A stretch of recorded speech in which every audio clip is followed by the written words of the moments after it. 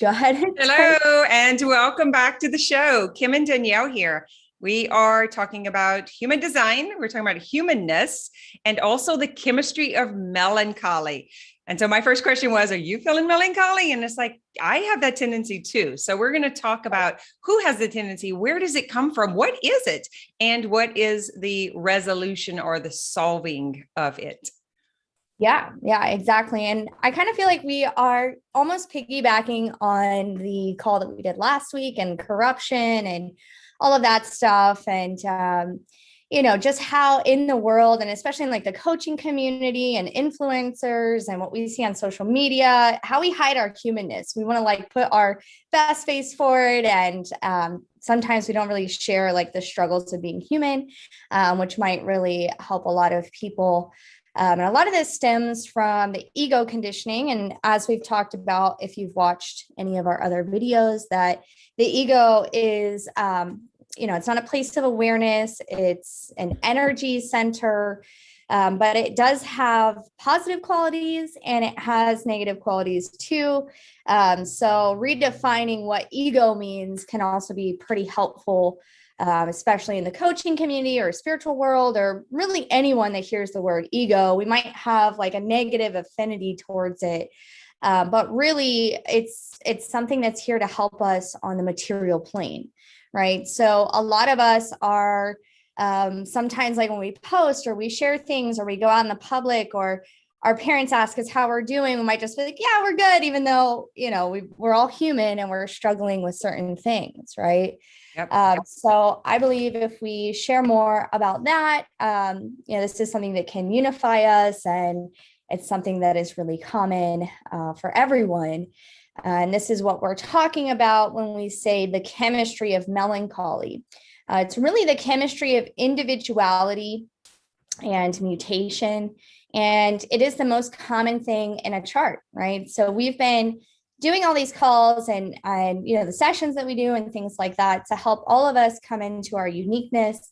And part of that individuality, part of that chemistry of being different, has the binary or the energy and chemistry of melancholy, which is that like deep sadness. And each of the gates that are of individuality have this chemistry. And this is why we have so many fields of psychology and psychiatry and things like this to try to resolve the sadness and the struggle of being human and all of that. But really, it's just a misinterpretation of the mind of what's going on in our body.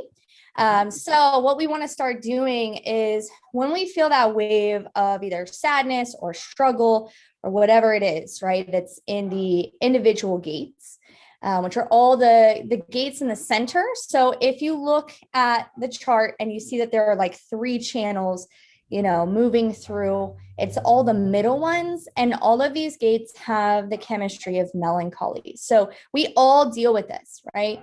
Even if we don't share it with others, even if we stuff it down, even if we try to like spiritual bypass our way out of it, the best thing to do is actually to sit with it, to have awareness and the energy and the chemistry around it. When we get melancholy or deep sadness and struggle, is actually trying to get us to be alone, right? It's trying to get us to be alone because there's a mutation coming through us. But what happens a lot of times is we might reach out to other people or go to a psychologist or things like that to try to fix the problem. But really, if we sit with it and allow it, it is actually the most creative energy in the universe, right?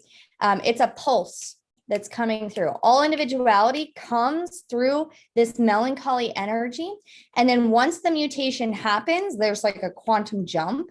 And I call it like the gemstone, right? So basically the sadness comes in and it's like a gemstone's coming down from the sky, right? This is just a metaphor, but and during the sadness, you're looking at it, you're creating with it, you're playing music, you're being alone, you're feeling it deeply, and so you're carving this gem. And then the magic moment happens where there's like the light bulb that switches on, and you mutate, right? And then you're able to share that gemstone or that mutation with the world so that you can mutate others. But what happens is if we see this cloud coming in and and we start to think something is wrong with us, and we try to make a reason for it, even though there might be logical reasons like, oh, that person said something, or, I'm struggling with money, or I'm struggling with weight, or any of these things that we put reasons for. What happens is the mutation mutates to depression, right? So this is actually where depression comes from. It's like a negative mutation. So if you go out in public or socialize when you are in a mutative state, you're in a melancholy, you can mutate to a lower place or mutate others to that space as well. And one of the ways that you can know if you're in the melancholy even is like, say you're out in public or you're hanging out with someone or whatever it is. And if you start to feel like you're whatever you're putting out, like your expression or whatever it is, and you just feel really misunderstood, like there's this feedback loop of like, they're not understanding me how I'm trying to like come across, and I just feel really rejected and misunderstood, that can be a sign that you're in the melancholy, because all individuality, which are those gates that we just talked about, they are not about tribalism, right? Which is family, friends, the people you know, and it's not collectivism.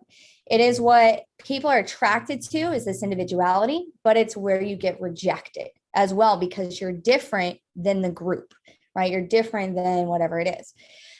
So yeah, it's just pretty interesting. Individuality and this mutative melancholic energy is about empowerment, right? So if we feel disempowered, we feel misunderstood, we're not allowed to be different, right?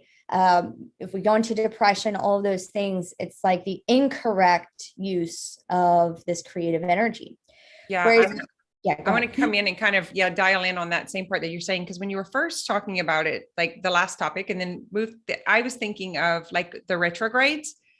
Because the retrogrades have that energy that force that pulling down and coming inside. Right. And then what do? White knuckle, but just to, medicate or like try to get rid of it or try to change it. And what you're saying, and I think we've talked about this before, is when we can hold on to it, like you're using the example of the gym, when we could bring it inside and take a closer look at the melancholy, at the symptoms of melancholy. What does that heaviness, that wanting to hermit for us, right. It's like, as the 6-2s or the 2-4s, it's that wanting to hermit, wanting to go inside. There's a pull. And because of the conditioning, we try to override it. We tried to like get the motorcycle and jump over it. Or right. So when we get in a group of people, leading to your next point, when we get into the group of people, we're resisting that instead of being with it. And then there's a pressure to perform in society on the level that those other people are, while right. we're being called here. So I think that's where it's like a resistance of the gift of melancholy. And right. So if when I held on to the gift and I really started doing this work and feeling it, and you and I have had this conversation, it's like just staying and getting a closer look at it and investigate it and describe it. And it's like, oh, what have you come for? Like this little pet who just shows up at your house, it's like, oh, what have you come for? What have we come to experience? And when I can stay there, sometimes it's short amount of time, sometimes it's long, which I don't like. What comes out is brilliant beyond anything I can come up with.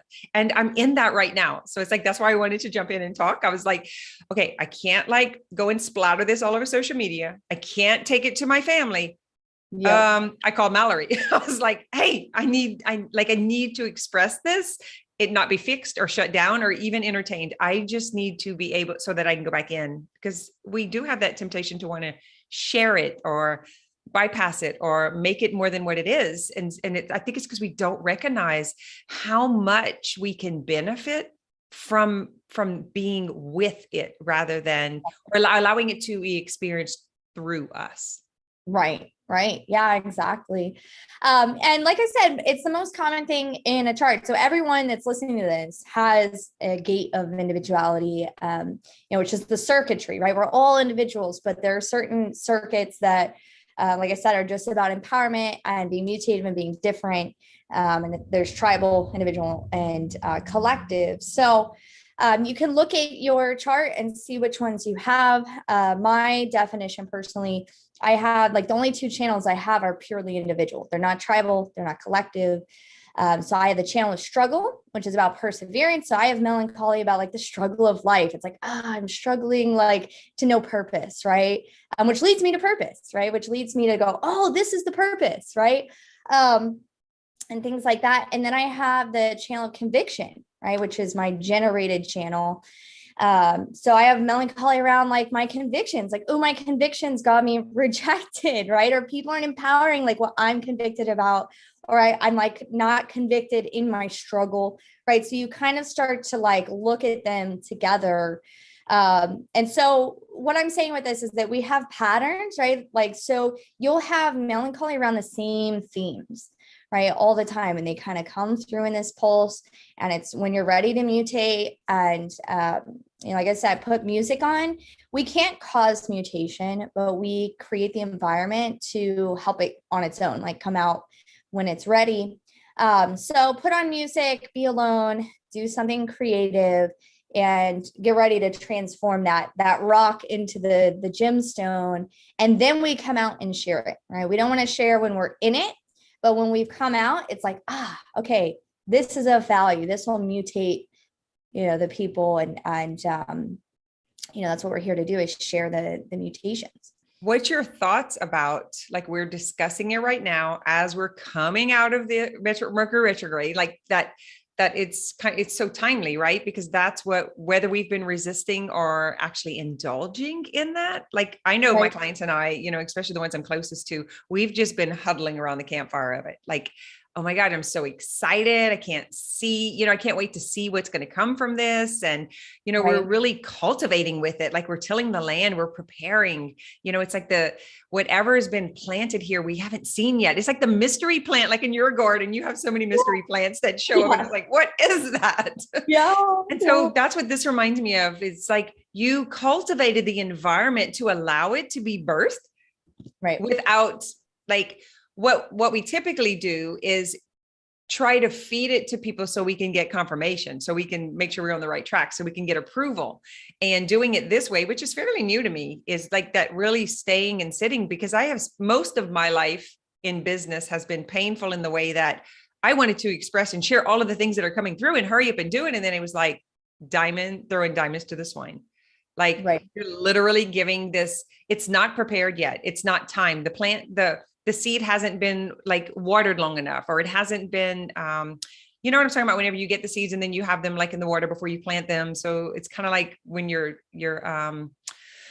even in sprouting, like we can use so many examples of what it takes in order for that to, like, for sprouts to truly be nutritious and vibrant. You will either drown them or you will dry them out. And so it's like, takes a lot of attention. It's like they're easy, but you have to every day check on it. And it's like, what's happening today? And it's happening in the shadow. It's happening in the cabinet. It's happening beneath the surface. It's not out on the counter where everybody can see what's happening.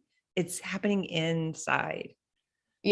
Yep, exactly. And just you bringing up like this retrograde, it's been an interesting cycle. For me, it hasn't been a particularly like bad retrograde, and that's not really how they work. But and I think it's because we have the Mars and the Sun also together, and they're near Mercury retrograde. So it's like we're like getting, at least for me, I've been getting a lot of things done that like I hadn't been able to get done. For me particularly. So depending on what house it's in and where it's affecting you, maybe you're experiencing that too on different levels. But yeah, I mean, the transits can also, we can get conditioned by them to kind of trigger the melancholy if it's linking up with one of our gates. But yeah, it's interesting. I eventually want to do a call on the different types of auras, not the generator manifestor thing, right? But like when we have two people, we have a partnership or connection aura. When it's 3 to 5, you have a different type of aura. It's called a penta. And then beyond that is the Wa. But what I've recognized for myself personally, being purely individual, like having this really differentness that doesn't like to homogenize. And I have the gate of, the channel struggles, the warrior, and the conviction in my ownness, right? is that when I'm like in a WA, which is a bigger group of people, that can also trigger my melancholy, right? So there's different kind of situations that can So I happen. just want to plug in here. If you're watching this and that's something you're interested in, please give us something to respond to. Yeah. Because that's where the clarity comes from. So it's like the ideas are brewing in the darkness, right? And then there's like, okay. And then there's going to be something to respond to. So just know that, we're all in it together. And I think that's what's so great about where Danielle and I come from is it's always about strengthening relationships and relating better with ourselves, with the world that we live in, with even the animal and the plant kingdom. And, it's like all of us cohesively working together. Can we take that into humanity itself? And work together, no matter, like, I still believe the reason we suffer is judgment and comparison due to competition. Right. That's exactly what I was talking about in the beginning, the ego stuff. Yeah. That's right. When we can really look at, we're actually just competing with ourselves. When we can really drop that, each and every one of us are unique in our own way and no one else can be that. And even if they try to be that, I promise you, they won't have the energy to continue it. So they'll just steal your words or they'll steal your, whatever your ideas. And then, but they cannot be you. They cannot. So I want to urge all of you just to, like, stop resisting the gifts that are here to help you evolve and placing judgment on them that they shouldn't be happening. And this is terrible. And it's at the wrong time. And I'm feeling all this pressure. All of that is the telltale sign to, whoa. Yeah. Hold on. Yeah. Where's this coming from? Because that's not true. Because life is always working for me through me. Yep. Exactly. And I mean, what would it look like too, if we were able to share like our true, honest, like, process and, Ra talks a lot about how so much of this Maya, this life that we live in is about lies, right? And we're in this changing time of like, you've heard a lot of the prophecies, right? Like moving from Piscean age to Aquarius and the rainbow, all the things, right? But really this information, what it does is it allows you to be like your full, honest truth, right? Like who you really are. And that is what actually is of value. So if we're on social medias and we're doing this and that, and it's great to share the good things, right? But we also can be conditioning people through the ego of like, well, look, this is what gets you through the material plane, as if people believe that you have everything together, that you have all this and that, and that you don't have problems. And, this is such a lie, like literally every single person. And we see it in the chart. It's like every person struggles with this chemistry because that's part of our existence. And I just wanted to come on here today and talk about that and just encourage everyone, like, look, let's all start sharing. I struggle a lot with melancholy. Like it is part of my life, like hardcore, sometimes I'm like, what's the point of living? I get into this dark void and no, I'm not going to commit suicide or anything like that. But I've had to learn to deal with very, very dark stuff, and all of us have. And what I found is that I used to, not really talk about it and not share with people like, wow, I'm like really feeling like a heavy darkness going on or things like that. Well, don't you think it's because there's a threat to like lock you up or label you? Like, that's why I think it hasn't been talked. I have talked more people off the ledge than most people know were ever on a ledge. Yeah. And it's because my own experience of being on the ledge. I mean, the book behind me. So I did an interview for the Law of Attraction Summit this week. And that's what I was talking about. It was like, what was your transformation change of you realizing it? And it was the melancholy, it was the depression, it was the isolation, the separation was so intense that I said, I had to figure out how to live. I had to figure out how to want to live. And that is that's going to touch someone and they're going to like, oh my God, I can't believe you even said that. And other people, it's going to label, and here comes the crazy. And here comes, you're the one who are sharing the lies. And right. Because that's the accusation we get from taking that peek beyond the veil. And like, hey, there's actually more. And they're like, you're a liar. You're just taking advantage of people. You're a cult. You're like, all that starts, but it's really just because that veil is not even an option to be able to look. There's not even a thought that maybe there is something beyond what we can see here. Now I'm seeing it from the perspective of, I'm 53 years old and there's so many countries I didn't even know existed. Wait a minute. I don't want to miss out on this because I'm never going to be able to replicate this, myself, who I am in this life ever again. Right. Like, I don't want to miss out on that. And so that's kind of getting that melancholy up, it's like, it's giving me something to look forward to, or And I'm noticing instantly my mind is telling me why I can't do it. People are going to judge me. You can't, it's irresponsible, all of those stories. And I'm like, I cannot find any evidence that that is true. So Right. interesting. Yeah, the mind is really, really interesting. And I just think we have a responsibility, especially as people that are coaches or healers or influencers or whatever you want to call them, right? Because we got here, at least most of us, because we had our own struggles. Like I knew when I was younger, I started studying psychology because I was having so many, I was just having a lot of problems feeling misunderstood. Now I know my chart and stuff. I'm like, oh, okay, it all makes sense. But we have a responsibility to share that, not try to come across as perfection or things like that, because it's not fucking real, right? It's not real. Right. And we really just need one area to specialize or master. Like we don't have to be a master of all. Like there's place for others to do like what you do in your specialty and what I do in my specialty. They're so different, yet they do work together because we're speaking to humans who want to improve their health, wealth, and relationships. So it's still the same conversation, but we have a combination or an integrative approach to the tools that we use. Like where you draw from, I don't even feel the temptation to want to go and learn about all of that stuff, the houses and it doesn't call me, but being able to transmute the information into a practical way, that's very interesting. Right. And that kind of brings me to the point of our struggles. And this is why I tell people I do sessions for them too. It's like, look, all the stuff you're dealing with, that you're struggling with, that's the alchemy, that's the work, that's the life school showing you what your content is, what your niche is, what you're here to discover, is your truth. So we have to share that, and that's what we're able to I call it eating your piece of pie. Everyone in life is given a piece of pie that we have to somehow eat. It's oh, all the shit. What is this? Like a shit pie? Yeah. And you're like, oh, how do I fucking eat this? It's just so yeah, we're all dealing with that. And that's how, especially if you're a coach or a healer or anything like that, this is how we can convert that melancholy, that struggle into the gemstone, right? What is it showing you about that? How are you getting through it? And if you're not getting through it, what are the damages, right? And how can you share that, right?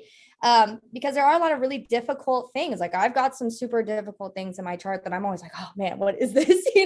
And everyone has that. Right. And it's kind of this impossible Rubik's Cube that you're given in life. And you're okay, what do I do with this? So the resolution, or what we can do with our piece of shit pie, is to really try to convert it and eat it and go, okay, yeah, we're not a victim. There's no morality here. We don't have to be like everyone else. And everyone has a piece of the pie. Right. And that's the uniqueness, that's the uniqueness. And we don't want to be examples of deception and lies and oh, you can have everything and I'm all put together and blah, blah. And what I was trying to say earlier, which I forgot about, was that when I started sharing with people, just being honest, hey, how are you? Oh, I'm dealing with a lot of depression right now. I'm having a hard time finding out where everything is going in life, or I'm just dealing with existential dread, deep shit. And I've had people tell me look, I've always really looked up to you. And when you said that, wow, it just made me feel so much better. That, yeah, we're all struggling with this stuff. So it's not maybe going to come out how you think it is, or you won't lose followers, or people won't, disrespect you. People value what's real and they feel it. Right. So I'm just encouraging everyone to kind of sit with that. And, where are we putting on a facade? Where are we trying to be that ego of I've got everything together, blah, blah, blah. No, we don't. Boring. That I had an experience of this last night. It's some Stepford wives. How do you say that? Stedford? Yeah, those people. They all dress the same and they've all got this cute little look to them. And it is an empty shell. It reminds me of the narcissist. The thing about the narcissist is they don't know how to have this of themselves. And so they've watched how you're supposed to, what is it how to influence people. So they've watched how to influence and what makes friends and and I watched this. I stood back and I was this feels like shit. And it was oh my God, everything was just flattery. And it I think that's what you're talking about. It's I instantly went into distrust, and this is I just didn't want to be a part of it. And boring. That's what came up for me. Boring. You are so predictable and you are playing this game that has nothing to do with who you are. I don't even know who the hell you are. Right. I don't know who you are because there's nothing in that underneath that suit that was being expressed or that was being shared or that even had any input in the conversation. It was very, very weird. I'm sure some of the girls who watched this were with me last night and I was like, I got to get out of here. Like, this is not working. I have dabbled in this for years in this community and I am out. Yeah, exactly. I mean, the saying, the truth will set you free has like a lot of meaning. And especially with the cosmology or the evolution, the mutation that's coming up on the planet, right, in 2027. We've got Pluto, which is where the collective consciousness is. It's on the 61, meaning that what I've also been seeing coming out is that all the deception and the lies that we have believed about what is important in life, right, is all being stripped away. So like this time period that we're in, you know, a lot of people are going to have a hard time with that till we get to the sleeping phoenix, right? Because they're not going to know, well, wait, what's the purpose of all this? Why are we doing all this? What is the point of life? Because that's what the program, the grand kaleidoscope of consciousness using us to extract, the meaning, right? It's taking everything away and going, okay, what is actually fucking important? Who are you? What's the truth, right? And how to deal with the lies and how to deal with that binary. And I think that that's the revelation, the revealing of, the light and dark, Satan and God, all those kind of things that it's like. It does suck, Danielle, to be put in the line of fire that because you see this or share this, that you're the bad person like that. It is disheartening. That we can't have a variety of opinions or be able to express what our awareness is. It's like if there were 100 layers of awareness, but this person is so enlightened or so bright or so that they judge everyone else, or this one can't see any of this and then they judge everyone else. Like that's what I am most disheartened by, or most like that's where the melancholy shows up, is like I feel it's like this mission to like freedom of expression and being in your own experience without the judgment and comparison, and without someone trying to fix it, make it different, make it go away. Like that's the part, once you start doing the work and you take responsibility for fixing your own shit or being with yourself, and whether it's, it feels like yuck or it feels high, either one, that's, I used to think I had to have somebody confirm that or affirm that or be with me in that, and now it's like, no, I actually just want permission to experience it without you putting me in a box or putting a label or wanting to lock me away or shut me down, or because that's what's so painful right now is it's like that we're in a world of mindset, right? So supposedly we know our thoughts create our reality and that thoughts are just thoughts. And yet here are people expressing their thoughts and suddenly they're dangerous. Like, which one is it? Is it just thoughts, or is it like, what are we going? What are we doing here? Yeah. Well, and there's a lot of like belief systems and programs within that. And at least my take on it is that everything that's happening, what we want to come to, and this is something I was describing to one of my clients the other day, is that like being an alchemist, right? So it's like that piece of pie that comes through, it comes through everything, because our angle of existence, each one of us, is literally it's like we're in a room of mirrors, right? And so everything that's coming through is in order to try to get us to see our truth, right? So every little thing, all those things that are difficult, everything, we can be an alchemist. We can, digest the pie by starting to see that as like fuel, as a way to look at the different, it's shine the light, on all these things. And it doesn't really matter like what everyone else is doing, right? Even if I post stuff, let's say I post stuff about exposing the truth of the corruption in the world, right? Which is part of my chart. This is part of my cross, doesn't mean that I have to save the world, right? It's just, this is my path in consciousness is about, empowering myself. And that's the thing I struggle with the most, right? Is like, sometimes when I'm in the melancholy, I'm like, wow, I feel like just totally like a piece of shit. Like I'm not strong enough. I'm not, I'm in a state of weakness, right? And I tell myself that like, okay, I'm in this like wave and it's okay. And I see what it's teaching me. And what I've been realizing as well, which I think we'll talk about this on another call, is the imprints that we have from our parents, right? From our childhood, their belief systems, and how that like comes in also, because it's literally not even ours. Like it's Right. not. I see it from generational patterning, societal conditioning, environmental messaging, religious dogma, sexual stigma, like all of it. It's all of it. So it's coming through the imprint of the patterns of the lives, the physical lives that we've come through, that we share DNA with. It's coming through the planets. It's coming, from the people we hang with, and it's coming from the people we hung with in the past. Because the messaging that came through in the past, right? The generational patterning and messaging is imprinted in our body. And then you're married to someone or living with someone or friends with someone for 5, 10, 15 years. Now you take on theirs. And then it gets kind of confusing. You wake up one day and you don't know what is yours, but it's because yours has never been developed because we didn't have permission to develop. We were told to shut down and we were told what to believe, right? It's still happening today. And that's what I think we're spokespeople for. Absolutely. Yep.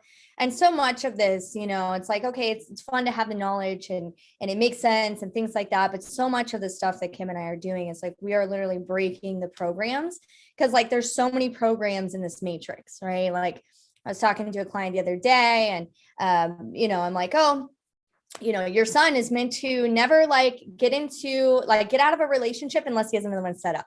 Right. So think about that for like a social program. People are like, wait, that doesn't make any sense. But like some people are coded to come in and reproduce with someone and leave them. Like these were like codes in our field, right? It's not about morality. So yeah, we have to start thinking of things differently. And how empowered will you be by sharing, the conviction in your struggle or whatever it is that you're individually, here to share, and watch how you can transform whatever you're dealing with into something that's of value, right, to people and to consciousness. And it keeps coming back to not taking everything personally. It's like I keep returning. The 4 agreements is probably one of the greatest gifts in this whole transformational journey. Not making assumptions, because when you're like melancholy, I assume there's something wrong with me. I assume I have a chemical imbalance. I assume that I'm meant to be depressed for the rest of my life, right? There's so much in the not taking things personal and not assuming and being careful with our words. So when we're in that, our words are, this shit again. I can't believe I have to do this. This will never go away. There's something wrong with me. So that's not being impeccable with our words. Being impeccable with our word is like, oh, there's a shadow visiting here today. I wonder what it's here to teach, or I wonder what kind of mystery will come out of this. Am I willing to be surprised? And then always doing our best, which means we're going to fall flat on our face. We're going to fall in the mud, or like things are going to happen. And if it wouldn't, it would be a very boring world. It's like, that's the human experience. And so bringing it back to what you are feeling in the melancholy mode, may not be about you. It may just be about your experience that's helping you to become more of you. Absolutely. Absolutely. And, if we go into those spaces and we feel like we're not able to change, right? Like, oh, I just want to feel differently about this. Like however you deal with it, like we have to accept that too. And like, so it's really more about your perspective of how you're viewing yourself, like in those struggles, in those times. Because I know it very well, we all do. It's like, you just want to give up sometimes. Like, what the fuck are we doing here? Like, what is this life? Like, what is actually important? And like, yeah, it's so we got to just be patient and however we deal with it, come back and be like, okay, that was all like teaching me something, or, maybe I'm not able to change it right now, because we're not always meant to change everything. Sometimes we just have to accept like our mechanism and like how we deal with things and the patterns, and that alone can ease up and transform, the way that we deal with it. So, maybe just we're at the end of our time, but I want to touch on one more thing here. Have you noticed that when that is happening, when that is coming, that you have so much more time? Like, it's almost like things clear out of the way. And I want to mention this because I'll tell you something that I do that I've recently been aware of. The open time is there, right? So life is always setting up the environment for us. It's like, you're going to have time to be in this melancholy. Like your business is not going to fall apart. Your relationships are not going to end. Because that's what the mind is telling us is going to happen if we slow down. If I stop here, they're going to get me, right? Something's going to happen. But it's crazy. And I'm curious to see if you've experienced this or anyone who's listening. So what I notice is time starts clearing out. My temptation is to react and fill that time with something. And then when it passes, I have this overload and this pressure because I've added things instead of utilizing the space as a gift of what it was given for. I go into reactive mode and want to prevent the ship from sinking. I'm just curious, is that something you've experienced?